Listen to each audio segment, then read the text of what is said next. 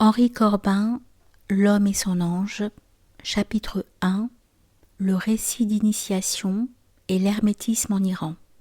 Recherche angélologique. Premier sous-titre, le récit de l'exil occidental. Le récit d'initiation dans l'œuvre de Sohravardi. Une grande figure et une œuvre imposante dominent, à côté de la personne d'Avicenne, la pensée spirituelle de l'Iran islamisé, celle du cheikh Shihabuddin Yahya Sohravardi, mort martyr à Alep en la fleur de sa jeunesse. Il avait à peine 38 ans, sur l'ordre de Salah ad-Din. Cependant, si le nom d'Avicenne ayant bénéficié de l'œuvre des traducteurs latins au Moyen-Âge est connu non moins comme médecin que comme philosophe, est resté célèbre dans les annales philosophiques de l'Occident, l'œuvre de Sohravardi, partageant le destin de tant d'autres penseurs orientaux, est restée longtemps à peu près ignorée. Son influence en Orient n'en fut pas moins durable et profonde dans toute l'ère de culture touchée par l'influence iranienne, c'est-à-dire en Iran même et dans l'Inde, en milieu islamique comme en milieu zoroastrien. C'est sur son nom et sur celui d'Avicenne Ibn Sina que se départagent les deux grands courants spéculatifs qui se donnent réciproquement, comme celui des péripatéticiens et celui des ishraqiyun ou illuminatifs, ainsi que l'on l'a traduit parfois en ne retenant que l'un des aspects du concept d'ishraq. Au début de la période safavide, au XVIe siècle, la pensée sohravardienne a été l'objet de puissantes amplifications dans l'œuvre des maîtres de l'école d'Ispahan, tels que Mir Damad et Molla Sadra. Elle concourut, en se conjuguant avec la théosophie d'Ibn Arabi, à la formation de la gnose proprement chiite duodécimaine, dès avant cette période. Ibn Abi Jumhur, Haïdar Amoli, Dawaini et ses élèves, tels que Maïbodi dans son long prologue au diwan du premier imam. Elle ne cessa d'agir au XIXe siècle chez les penseurs de l'époque Qajar, avec Molla Zonusi, Molla Hadi Sabzavari, et d'être présente dans l'œuvre de Shir Ahmed Ahsaï, le fondateur de l'école Cheikhi, qui, depuis la fin du XVIIIe siècle, représente l'effort de création spirituelle le plus original au sein du chiisme moderne.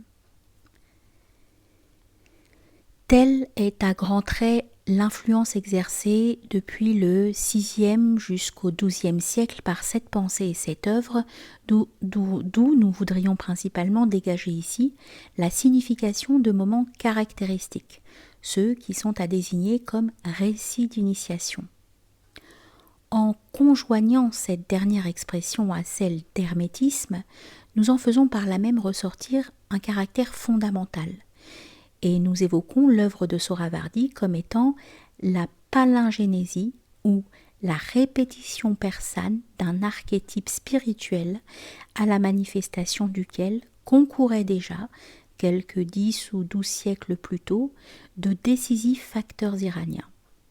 Il s'agira d'une tradition dont n'ont jamais cessé d'être au cours des siècles les témoins nostalgiques et indomptables, ces membres d'une même famille spirituelle qui n'ont abdiqué ni devant les sarcasmes ou dénonciations des docteurs officiels, ni devant les persécutions du pouvoir. J'ai essayé ailleurs, en donnant l'édition d'un premier volume de ses œuvres, de dégager les intentions fondamentales de Sohravardi, mais les détails de structure de sa doctrine ne pourront apparaître qu'après l'achèvement de l'édition. 3 grands noms exaltés par elle, comme ceux de ses prophètes, guident son inspiration. Hermès, Zarathustra, Platon. Cette conjonction sous laquelle se détermine l'aspect angélologique, extatique, théurgique de la pensée sohravardienne fait donc d'elle, en pleine période islamique, le témoin de cette même gnose de langue grecque dont les noms de Zosime l'alchimiste, d'Ostanès le mage perse, de l'Hermès du corpus hermétique restent les noms symboliques. Avant toute chose, et pour délimiter ce qu'il convient d'entendre en propre ici par récit d'initiation, rappelons le triple aspect que les textes majeurs de Sohravardi nous permettent de cerner dans le concept d'ishraq. C'est en premier lieu une illumination, un fautisme. Sous cet aspect, la doctrine est une philosophie de la lumière pour laquelle Sohravardi revendique une filiation remontant à la théologie perse pré-islamique et à laquelle il doit son surnom de Shir al-Ishraq. Mais en un sens plus précis, le terme réfère à la splendeur des premiers feux de l'aurore, à la direction de l'horizon d'où elle se lève. L'adjectif ishraqi prend alors l'acception d'oriental et le pluriel ishraqiyun, alternant avec mashriqiyun, désignera non point les orientaux en général, mais les sages de l'ancienne Perse, les sages khosravaniyun. C'est sur ce point que Sohravardi se sépare le plus nettement d'Avicenne, à qui il reproche d'avoir fait valoir le projet d'une philosophie orientale, alors qu'Avicenne, ignorant les sources de l'ancienne Perse, allait fatalement à l'échec. Enfin, de façon plus précise encore, le terme désigne le mode et le moment d'une connaissance qui n'est pas une connaissance parmi d'autres, mais qui est orientale parce qu'elle est elle-même l'orient de la connaissance. C'est la cognitio matutina, qui dans l'expérience mystique s'annoncera comme une eschatologie individuelle. Finalement, donc, en tenant compte que le terme arabe hikmet n'est exactement traduit ni par philosophie ni par théologie, et que d'autre part, hakim illahi est la traduction exacte du grec, désolé c'est un mot grec, peut-être la meilleure traduction de hikmet el-ishraq serait-elle théosophie orientale. Le petit récit que nous allons analyser tout à l'heure est intitulé Récit de l'exil occidental. Nous avons là ainsi typifié les deux pôles de la pensée sohravardienne. Cette pensée ne se donne nullement elle-même comme une novatrice. Elle est scientia presentialis, compréhension au présent d'une perpétuelle présence, ilm huduri.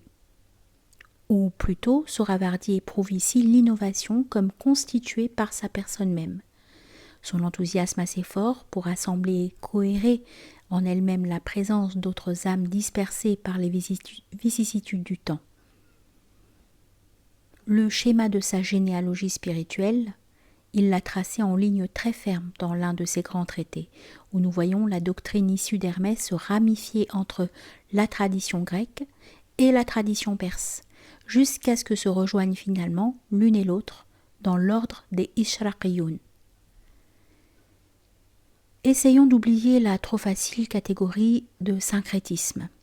Les personnages figurant dans ce schéma d'une pure histoire spirituelle ne représentent ni des facteurs d'évolution historique, ni des problèmes d'influence. Ils sont, pour l'auteur, les exemples et manifestations d'une théosophia perennis, invitant à répéter un même archétype et par là même à perpétuer une invisible église des sages. Il est significatif que dans son schéma, la théosophie sohravardienne incorpore la tradition alchimique. Ahi Akmin, Dhunnun Misri, il y a là en effet une invite à découvrir dans ces récits d'initiation un sens plus profond que celui proposé par le scolastique et anonyme commentateur. Enfin, d'autres auteurs mentionnant les Ishraqiyun en font remonter la filiation à une catégorie de prêtres égyptiens qui se donnaient comme les enfants de la sœur d'Hermès, ou bien leur donnent comme prophète Seth, le fils d'Adam, ce qui fixe leur connexion au moins idéale avec les Sabéens de Haran, comme avec les gnostiques sétiens, lesquels, on le sait, identifiaient Seth soit avec Christ, soit avec Zarathustra. Quant au projet personnel de Sohravardi, il est énoncé sans équivoque en de multiples déclarations. Faisant allusion aux anciens Perses, il écrira « C'est leur haute, leur lumineuse sagesse, celle dont témoigne également l'expérience mystique de Platon et de ses prédécesseurs, que nous avons ressuscité dans notre livre de la théosophie orientale, sans avoir en nous-mêmes de devancier en un pareil projet. » La totalité de ce projet personnel est enclose en une œuvre aux proportions imposantes. Elle comprend des traités étendus discutant ou éliminant les thèmes de la philosophie des péripapéticiens et devant servir de propédeutique au livre majeur de la théosophie orientale. Mais ce dernier se propose à un mode de compréhension tout autre. Comme Sohravardi le proclame en un paragraphe pathétique du livre des Entretiens, il ne suffit pas de lire des livres pour devenir un membre de la famille des sages.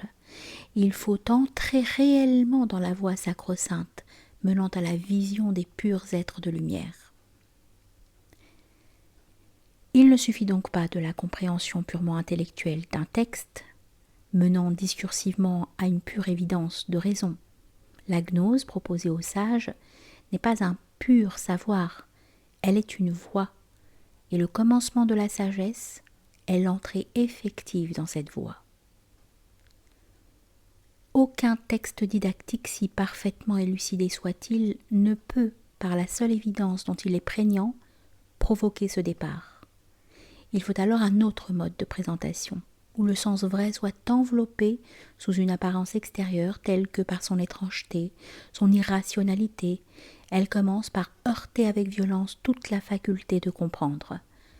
De ce heurt doit naître l'ébranlement total de l'âme, qui opère dans sa compréhension un exaucement, une anaphore, traduisible certes en une exégèse ésotérique du sens caché, mais exégèse qui à son tour demeurerait comme telle au niveau d'une pure évidence intellectuelle.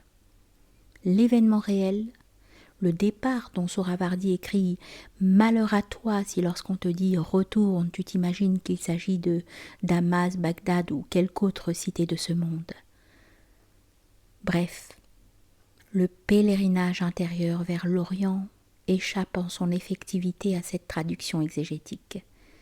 Sa vérité n'est jamais transmissible que sous le voile du récit d'un songe ou d'une figure, mythe ou parabole, parce que cette présentation conserve perpétuellement, elle, la puissance de provoquer le heurt décisif. C'est au souci de cette discipline imprescriptible que répond cette partie de l'œuvre de Sohravardi que nous désignons comme récit d'initiation. Il existe des manuscrits d'une dizaine d'entre eux. Ils sont presque tous écrits en persan. Je voudrais cependant distinguer dans leur groupe ceux qui répondent à un caractère plus précis encore que l'exposé d'une similitude ou d'un mythe invitant à la compréhension d'un sens intérieur. À défaut d'une thématisation ainsi délimitée, je crois bien que la majeure partie de la littérature persane, le plus grand nombre de ces poèmes romancés d'amour mystique, devrait rentrer dans le cadre de cet entretien. Ils s'y rattachent indéniablement, mais leur analyse excéderait ici notre dessein. Je proposerai donc d'entendre essentiellement un récit à la première personne, récit d'une vision ou d'une expérience personnellement vécue, expérience qui conduise le mystique par cette imagination active qui constitue son être le plus personnel, à la révélation de son origine, révélation initiale qui l'initie à son existence vraie et provoque avec l'entrée dans la voie une succession d'étapes que parcourt l'imagination active vers le lieu de retour, Mahad, qui est aussi le lieu de l'origine, Mabda. C'est donc un récit qui exprime et embrasse le temps propre de la vie de l'âme et permet de mesurer l'âge propre de l'être humain d'après le point où il est parvenu de son retour. Car il en est qui n'arriveront jamais à l'existence de leur âme. Il en est dont l'âme ne grandit jamais. Mais aussi parce que cette durée est une réascension vers l'origine, la mesure de cet âge renverse et inverse l'ordre de durée du devenir sensible, progressant et vieillissant vers un terme indéfini. L'initiation est la naissance de ce qu'exprime le thème mythique du puer aeternus. Mais la naissance de ce puer aeternus marque justement l'avènement céleste de la maturité spirituelle. Il y a de tout cela une série de fines insinuations dans le récit que Sohravardi intitule « Épître sur l'état d'enfance ». C'est cela même aussi qu'ont expérimenté nombre de mystiques au sein du christianisme. Cela dont le paradoxe qui est inscrit dans la liturgie traditionnelle de l'archange Michel, comportant la péricope évangélique. Si vous ne devenez comme des enfants, vous n'entrerez pas dans le royaume. Et c'est cela encore qui est insinué dans la résurrection de Faust comme puer aeternus. Les conditions ainsi requises déterminent dans la structure du récit d'initiation un double motif. Il y a la rencontre d'une entité divine ou angélique qui initie l'aspirant mystique et une suite de visions marquant les étapes mythiques de la quête dans laquelle est engagé l'initié. Dans l'œuvre de Sohrawardi, 4 opuscules parvenus jusqu'à nous répondent particulièrement à ce type. Ils sont respectivement intitulés Épître sur l'état d'enfance, Le bruissement de l'aile de Gabriel, L'archange empourpré et le récit de l'exil occidental. Par leur structure, ces opuscules s'apparentent aux visions des textes hermétistes ou de l'alchimiste Zosime, ainsi qu'aux récits iraniens de révélation antérieure à l'islam. À rechercher les modèles que Sohrawardi put avoir sous les yeux, il faudrait nommer les petits romans composés par Avicenne lui-même. Le prélude de l'exil occidental réfère à son récit de Hayy ibn Yaqdhan, et Sohrawardi déclare expressément ce qui ne le satisfaisait pas dans la composition avicénienne. À vrai dire, il y a entre le didactisme de celle-ci et le développement dramatique, l'émotion contenue du récit sohrawardien, toute la distance qui sépare la conception que se faisaient respectivement les deux maîtres de leur philosophie orientale. Il faudrait nommer aussi le récit de Salaman et Absal, qui nous est parvenu dans la version arabe d'un texte grec perdu. Il conviendrait enfin de ne pas omettre le grand poète iranien de Herat, Hakim Sana'i, mort en 545 de l'Hégire, quelques années avant la naissance de Sohrawardi, qui, sous le titre de « Voyage des âmes vers le lieu de leur retour », composa un poème en forme de récit à la première personne. Il y décrit un voyage à travers le cosmos néoplatonicien sous la conduite de l'intelligence manifestée en forme personnelle. Mais il apparaît bien que les récits sohrawardiens d'initiation en prose restent quelque chose d'unique dans la littérature persane. Essayons maintenant de dégager les traits communs aux 4 récits. L'épître sur l'état d'enfance, comme les autres, situe la scène dans la campagne solitaire. Traduisons simplement par désert en songeant aux magnifiques solitudes du haut plateau iranien. À la différence des 3 autres récits, cependant, elle ne précise pas la qualité du sage idéal qui est l'initiateur. La série de paraboles marquant les étapes de l'initiation s'achève en dévoilant le sens des manifestations d'extase que provoque l'audition musicale, Sama'.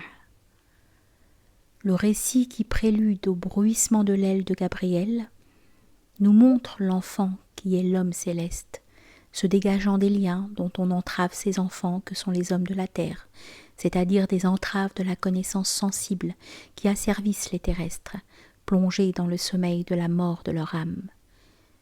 C'est donc la nuit des sens. Toute liberté est laissée à l'imagination active. Au lever de l'aurore mystique, à l'heure de l'Ishraq, le voyant ouvre la porte du Kanga, le couvent, c'est-à-dire au seuil de sa conscience la plus intime, la porte secrète qui donne sur le désert inexploré, c'est l'entrée du monde du mystère, le principe de la voie qui conduit au monde spirituel et angélique. Il aperçoit aussitôt 10 sages d'une beauté éclatante, rangés en une hiérarchie de degrés. Avec une crainte respectueuse, il aborde le plus proche et l'initiation commence. Toute la première partie de l'entretien est un voyage mental à travers les sphères célestes de la cosmologie. La seconde partie expose les mystères de l'angélologie, les 3 ordres d'anges, les Karoubioun, chérubins, Logoi, ou paroles majeures absolument transcendantes, les Logoi intermédiaires, qui sont les régents des sphères. Finalement, ces Logoi mineurs, que sont les humains, anges ou démons en puissance. La première partie ne nous laisse aucun doute sur la personne de l'initiateur. C'est l'ange Gabriel, ou Esprit Saint, 10e dans l'ordre archangélique. Il est pour les humains l'herméneute de ce monde archangélique supérieur qui, étant au-delà de leurs limites, ne leur offrirait qu'un éternel silence. Dans la seconde partie, l'initiateur semble parler de Gabriel comme d'un autre que lui-même. La vision n'en accentue pas moins ses traits. Gabriel, l'ange, a 2 ailes, celle de droite qui est lumière pure et absolue, celle de gauche sur laquelle s'étend une empreinte ténébreuse, pareille au brunissement rougeâtre qui obscurcit la surface de la lune. Le monde de l'illusion est une ombre projetée de l'aile gauche de l'ange. Les âmes de lumière proviennent de son aile droite. Cette provenance même nous invitera à une interrogation pressante sur ce rôle de Gabriel comme ange de l'humanité, sur l'horizon ainsi ouvert à une conception du soi supérieur, horizon de la surexistence humaine. Lorsque de nouveau se lève le jour des sens, la vision cesse. Le récit de l'archange empourpré met en scène, avec quelques variantes, la même rencontre. Le voyant réussit à se glisser hors des ténèbres où les chasseurs destin et destinée l'ont jeté enchaîné, aveuglé, et tout en boitillant avec ses liens, il se dirige vers la campagne. De loin, il voit s'approcher une silhouette. Il distingue bientôt un être d'une extrême beauté et dont la jeunesse empourpre le visage. En guise de salut, il lui demande « Ô Jouvenceau, d'où viens-tu » La réponse coupe court. « Comment ? Je suis moi, le premier-né du Créateur, et tu m'appelles Jouvenceau ?» « Mais alors, demande le pèlerin intimidé, d'où vient l'éclat de cette rougeur juvénile ?» Avec la réponse commence l'initiation.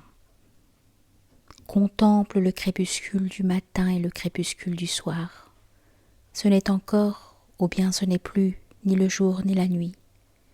Et c'est le mélange de ténèbres qui donne à l'aurore comme au crépuscule vespéral leur éclat empourpré. Ainsi en est-il de la lune rougeoyante à son lever, une face vers le jour et l'autre vers la nuit. De même, la beauté de cet ange, que le voyant n'avait pas reconnu, est en soi toute lumière et blancheur. Mais celui-là qui a jeté son mystique interlocuteur terrestre comme une proie au geôlier des sens, l'a lui-même depuis longtemps jeté dans le puits obscur.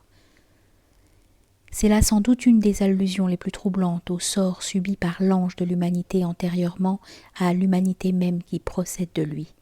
Elle n'est malheureusement pas explicitée. Je tente à croire qu'elle ne peut l'être que par comparaison avec l'angélologie ismaélienne. Le dialogue se poursuit en passant par des phases haletantes. C'est le mieux réussi peut-être de ceux qu'a composé Sohravardi. L'entretien tend essentiellement à initier le voyageur au moyen de franchir la mythique montagne de Qaf. Tous ces récits tendent ainsi à mettre le mystique sur la voie de la vision de l'ange qui est à la fois l'Esprit Saint et l'ange de l'humanité. Comment faut-il se représenter le rapport de cet ange avec l'individu terrestre ? C'est ce que notre enquête s'efforcera de découvrir dans le motif de la nature parfaite. Quant au ressort de leur action dramatique, tous ces récits commencent par une transposition en un paysage insolite. Pendant la nuit, c'est-à-dire pendant ce sommeil, des facultés sensibles qui rendent possible la claire vision du songe. C'est un trait essentiel qu'ils ont en commun avec d'autres récits de l'hermétisme arabe ou arabo-persan. En sa volumineuse compilation intitulée « Le livre de la preuve concernant les secrets de la science de la balance », l'alchimiste Jaldaki nous a conservé un livre des 7 idoles attribuées à Balinas, c'est-à-dire Apollonios de Tyane, le Bonellus qui est un des interlocuteurs du synode alchimique de la Turba Philosophorum. Le livre contient une initiation alchimique dispensée par 7 idoles qui sont formées des 7 métaux et figurent comme prêtres devant les autels des 7 planètes. Le schéma reproduit l'architectonique sabéenne de Haran Il rappelle le schéma du roman persan composé par Nizami à l'époque de Sohrawardi et intitulé Haft Paykar, les 7 beautés ou les 7 idoles. On a pu voir avec raison dans ce dernier une illustration poétique du motif de la Vita Selitus Comparanda, auquel est rattaché le nom de Marsile Ficin. Traduisons ici, à cause de la connexion qu'il manifeste, le début du petit roman alchimique attribué à Apollonios. Je me trouvais dans la ville qui est au milieu de la terre de l'harmonie. Alors je me hâtais vers le temple du soleil qui était baigné de rayons et de lumière. Une troupe de sages au cœur pur m'accompagnait. Autour de ce temple, il y avait des eaux courantes et des sources jaillissantes, des parterres de verdure et de fleurs. Je vis que cet harmonieux paysage était le plus beau des paysages. Nous passâmes notre journée de la manière la plus agréable et nous nous installâmes pour la nuit dans le temple en un somptueux appartement. Déjà, l'expression de la ville qui est au milieu évoque ce monde intermédiaire entre le sensible et l'intelligible pur, qui est proprement le monde de l'imaginal, monde des idées de l'individuel, c'est-à-dire de l'actualisation des archétypes en leurs individus permanents, les muthul muhallaqa dans la terminologie des philosophes ishraqiyun. C'est un monde qui correspond à celui de la magia imaginatio de Jacob Bohème. Un troisième règne comme celui qui est instauré par l'alchimie ismaélienne de Jabir ibn Hayyan. Il prend naissance à l'illuminatio matutina et constitue l'Orient moyen ou intermédiaire tel que le désigne Sohrawardi. Est-ce dans ce monde intermédiaire qu'il faut d'abord se trouver ou se retrouver pour rejoindre plus haut encore? D'où faut-il partir? Et comment? C'est ce voyage mystique que tente maintenant de nous décrire le récit de l'exil occidental.